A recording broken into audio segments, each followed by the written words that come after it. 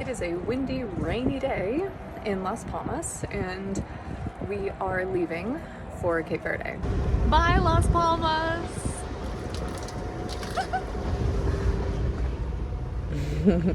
Welcome to Sailing for Sustainability, where we try to cross oceans and think about living sustainably with the ocean and the world. It's going to be a nice test sail to make sure that all of the stuff we just had to repair is in fact repaired, and it'll give me and Brett and my dad, who just joined us, a chance to find our groove before we totally cross the Atlantic. It's going to be 5 to 7 days from here to Cape Verde, and yeah, I don't know if you can hear, but it's carnival right now. We're leaving on a holiday. Anyway, see you in a week. There are multiple things that seem wrong, so we're going back, and the weather is cooperating with this decision. So yeah, we made it about an hour out before we turned around, and at first it was a little disappointing because it was so inspiring being here and seeing all of the painted rocks and just being in this place where everybody preps their boat to cross the Atlantic. And of course I even found a little paper boat, which are like my Easter eggs in life. I just love them. And you know, we'd put so much work into planning, like the provisioning. Oh my god, it sort of melted my brain. At one point I wrote snakes instead of snacks.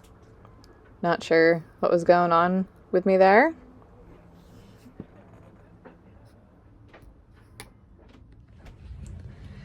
So I just got a delivery of produce for the Atlantic crossing, and I'm like slightly horrified.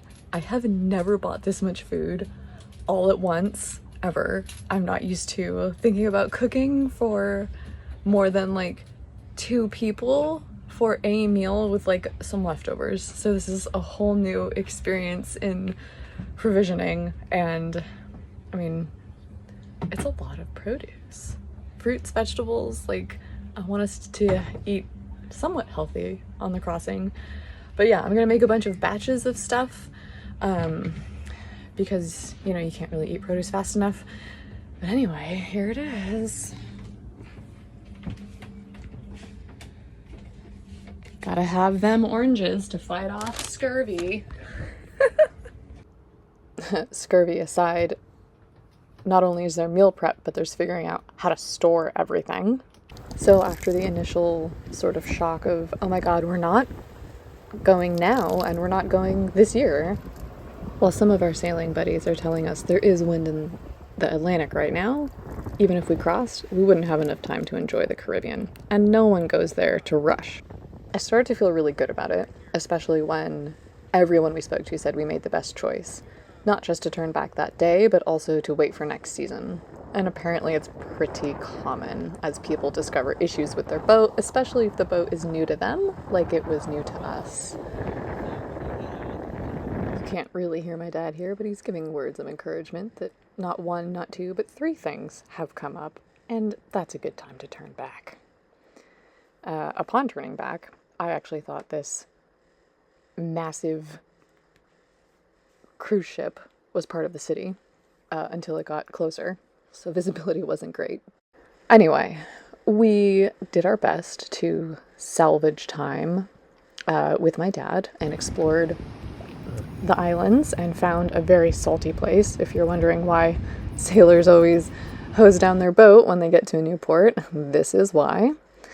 And we also discovered some really great, like, rocky intertidal zones. I just love these ecosystems. They're bursting with biodiversity.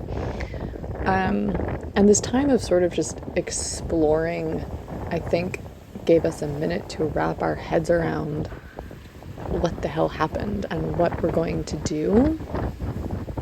Someone asked if we chickened out, like if crossing the ocean was too scary, and I kind of laughed a little bit because it felt like crossing the ocean was right and exciting, and waiting till next season is actually more scary because all of my plans are gone. It's just a complete unknown. Our finances have to change. Our career plans are askew. And seeing loved ones has to be totally rescheduled and reworked. And it's just a lot of unknowns. And so I guess this is actually as good a time as any to remind you that if you want to support this channel, please select a paid subscription to my Substack. The link is pinned in a comment. I use Substack to keep all my content free across platforms, from my channel to my blog to my podcast. But anyway, the one thing I do know for sure is that I'm not going to stop sailing for sustainability. Like, I don't know where we'll go before next season, but the Canary Islands are ecologically amazing, and several of them are recognized bioreserves by the UN. And, you know, of course, we'll take advantage of being in Las Palmas to work on the boat, because that's what you do here. And, you know, we're just going to accept this sailing life lesson, which is that you will be confronted with change. All of your plans can go to shit. You'll be thrown into huge unknowns, and there will be countless things outside of your control. And I think this is especially important for people who do environmental work and social work, which are totally connected. Like, even when a situation is urgent, you have to be patient with it and gentle with yourself, because that's how you can make the best decisions. And, you know, I'm really excited to do some more remote work with Earth Law and to explore this new temporary home with friends and call this marina here home for a little bit, and just be open to the possibilities of what's next.